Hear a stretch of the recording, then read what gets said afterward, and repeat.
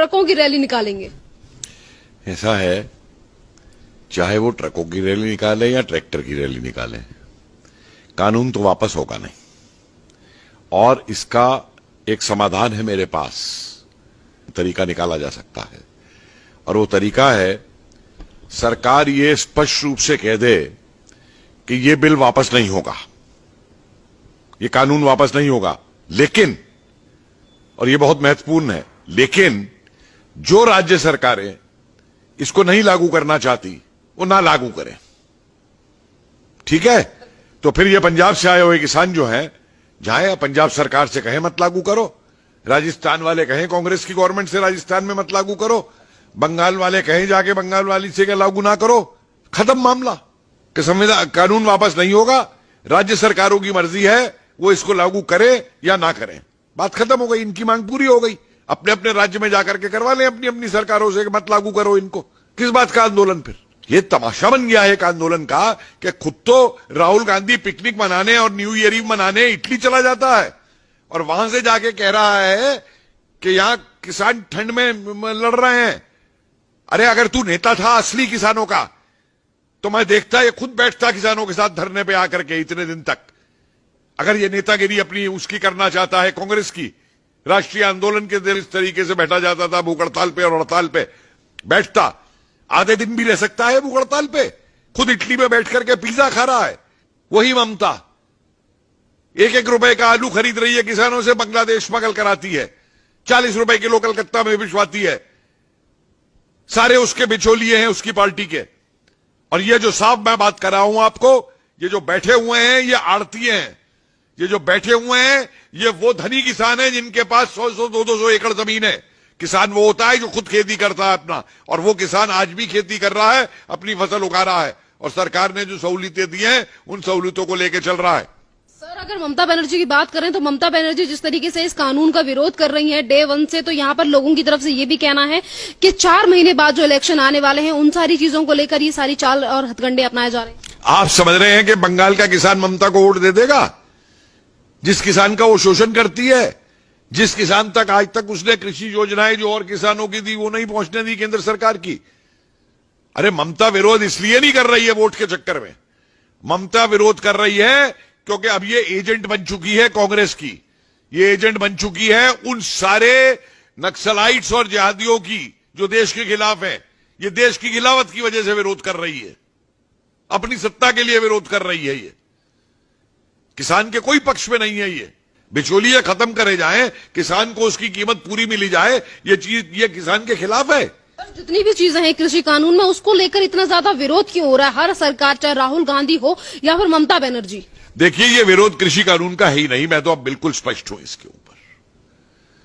ये विरोध हो रहा है एक्सपेरिमेंट ग्राउंड बना के कि सरकार अगर इसे वापस ले लेती है तो कल को हम सीएए के खिलाफ करेंगे, कल को हम ट्रिपल तलाक के खिलाफ करेंगे, वापस लो, कल को हम 370 के खिलाफ करेंगे। दुनिया मूर्ख नहीं है, ये देश बेवकूफ नहीं है जो इस चाल को नहीं समझ रहा है नक्सलाइट्स की और पीएफआई की और आईएसआई एजेंट्स की और खालिस्तानी एजेंट्स की।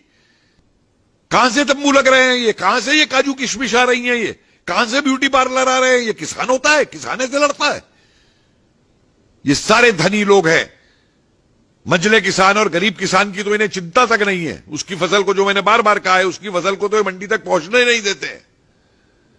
तो सीधा काम सरकार करे कि कहे कानून हम वापस नहीं लेंगे, जिस राज्य को लागू नहीं करना है वो राज्य इसको ना लागू करे, और अगर राज्यों में लागू नहीं करवाना है तो ये जाके किसान अपनी राज्य सरकार से बात करे। हमने खुली छूट दे दी है राज्यों को कि लागू करें या ना करें। ममता बनर्जी की बात करें तो पश्चिम बंगाल में तमाम समस्या है, उनको लेकर ममता बनर्जी कभी भी बात नहीं करती कि किस तरीके से बीजेपी के कार्यकर्ताओं को दिन दहाड़े मार दिया जाता है और वहीं पर बीजेपी की रैली में जूते तक चलाए जाते हैं। उसको लेकर ममता बनर्जी कुछ नहीं कहती। अगर बात रही कृषि कानून की तो उसको लेकर ये कहती है कि हम उसे लागू तक नहीं होने देंगे, यहाँ पे आने नहीं देंगे। आप बताइए, ये वो है जो कहती थी मैं सीबीआई को ऑपरेट नहीं करने दूंगी बंगाल के अंदर। उस समय ये क्या बोली थी जब वो बंगाल का मौलवी कह रहा था कि मोदी जी की दाढ़ी लेके आओ और मैं 10 लाख रुपए इनाम दूंगा? तब कहां गई थी ये ममता? इसके लिए कोई कुछ बोल दे तो इसको आग लग जाती है, कोई ट्विटर पे लिख दे या फेसबुक पे लिख दे तो उसको गिरफ्तार करवा लेती है। तो ये आदिन बन गई है पूरी की पूरी। सर, जितनी भी तरीके की चीजें टीएमसी के कार्यकर्ता या फिर ममता बनर्जी की तरफ से की जा रही हैं, तो आपको क्या लगता है कि 4 महीने बाद जो इलेक्शन होने वाले हैं, इन सारी चीजों का रिजल्ट देखने को मिलेगा दीदी को? क्योंकि दीदी तो अभी किसानों की अन्नदाता बनी हुई है, अन्नदाताओं की भगवान बनी हुई है, जिस तरीके से वो बात कर रही हैं। भाई अपने आप मैं कह दूं मैं कुछ भी हूं, मैं भगवान बन गया हूं, मैं किसानों का भगवान बन जाऊंगा, मैं कह दूंगा तो जो मर्जी ये करती रहे। देखिए, बंगाल की जनता बेवकूफ नहीं है। बंगाल की जनता एक बहुत ही जागरूक जनता है बंगाल की। मत भूलिए कि बंगाल ने राष्ट्रवादी आंदोलन को, अंग्रेजों के खिलाफ संघर्ष को किस तरीके से बंगाल ने जो है नेतृत्व प्रदान किया था, चाहे वो क्रांतिकारी रहे हो और चाहे वो देशबंधु चित्तरंजन दास रहे हो और चाहे वो नेताजी सुभाष चंद्र बोस रहे हो और चाहे वो श्यामा प्रसाद मुखर्जी रहे हो। किस तरीके से इन लोगों ने बंगाल को बचाया था और बंगाल के लिए कुर्बानियां दी थी। बंगाल की जनता बेवकूफ नहीं है और ना ये बंगाल की जनता अब नक्सलाइटों और लेफ्टिस्टों के कहने पे चलेगी और ना राष्ट्र विरोधी तत्वों के ऊपर चलेगी, ना उनके ऊपर चलेगी जो बांग्लादेश से घुसा घुसा करके यहां पे लोगों को यहां की नागरिकता दिलवा रहे हैं। सर, अगर विपक्ष की बात करें तो जितनी भी विपक्षी पार्टियां हैं या फिर यानी कि जितनी भी राजनीतिक दल हैं, चाहे फिर वो केजरीवाल हो या फिर तमाम अन्य नेता हो, आखिरकार ये इस तरीके की बातें क्यों कर रहे हैं? और यहाँ पर किसानों की अगर हम बात करें, जो आंदोलन चल रहा है उसमें मीटिंग हो रही है, बार बार पीएम नरेंद्र मोदी समझाने की कोशिश कर रहे हैं, पर उसके बावजूद भी किसानों की तरफ से जो आंदोलन हो रहा है उसमें से कुछ लोग निकलकर सामने आ रहे हैं और ये कह रहे हैं कि हम किसानों के नेता हैं और वो डेटे भी बता रहे हैं कि हम तब तक आंदोलन करेंगे। देखिए, ऐसा है, मैं बार बार एक बात कह रहा हूं कि अब ये किसान आंदोलन नहीं रहा है। आप देखिए ना कि आंदोलन में तब मानता हूं जब कोई भी आंदोलन होता है तो उस आंदोलन के अंदर अगर किसी बात को लेकर आंदोलन होता है तो उस बात का समाधान निकाला जाता है बातचीत करके। उसमें ब्लैकमेल और थ्रेटनिंग और ये धौस नहीं दिखाई दी जाती है। इन्हें मालूम है स्टेट पावर क्या है, ये क्या धौस दे रहे हैं ये। और जिस दिन सरकार ये बात कर देगी जो मैं कह रहा हूं, तो आप देखिए ये जितने असली किसान हैं वो यहां नहीं रहेगा। अगर कुछ है भी तो इनमें वो नहीं रहेगा यहां पे, और यहां पे रह जाएंगे सिर्फ देशद्रोही वाले जो बैठे हुए हैं। और इनको इसके ऊपर जो सरकार डंडा चलाएगी, इनका इलाज देखिएगा क्या होगा। ये योगेंद्र यादव किसान नेता है, ये प्रशांत भूषण किसान नेता है, वो मेधा पाटकर किसान नेता है, वो जो शाहीन बाग वाली वहां पे जाके बोली वो किसान नेता है। अरे ये सब के सब जो हैं ये अपनी राजनीति के लिए, क्योंकि ये पिट चुके हैं। आज कांग्रेसियों को लूट का माल नहीं मिल रहा, स्कैम करने के ऊपर रो रहे हैं। आज उनको बोर्डों की चेयरमैनशिप नहीं मिल रही पैसा कमाने के लिए, रो रहे हैं, वापस सत्ता में आना चाहते हैं। आज कांग्रेस के ही राहुल गांधी अभी ट्वीट ये करके बोलते हैं और ये कहते हैं कि ये जो आंदोलन है, यानी कि जिसके लिए आपने कहा कि ये किसानों का आंदोलन नहीं है, इसी आंदोलन को लेकर राहुल गांधी ये बोलते हैं कि ये जो आंदोलन है ये चंपारण का आंदोलन बन चुका है और जनता एकजुट हो चुकी है। राहुल गांधी को मालूम भी है कि चंपारण का आंदोलन क्या था। आए मुझसे बात करें चंपारण के आंदोलन के ऊपर।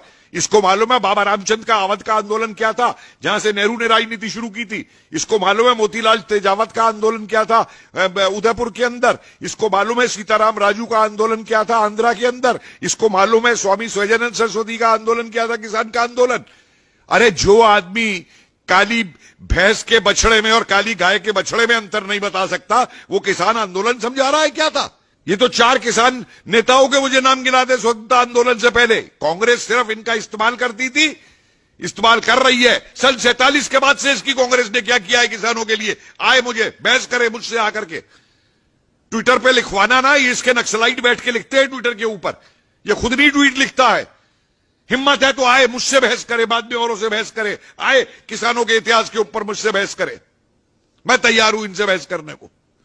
धन्यवाद सर।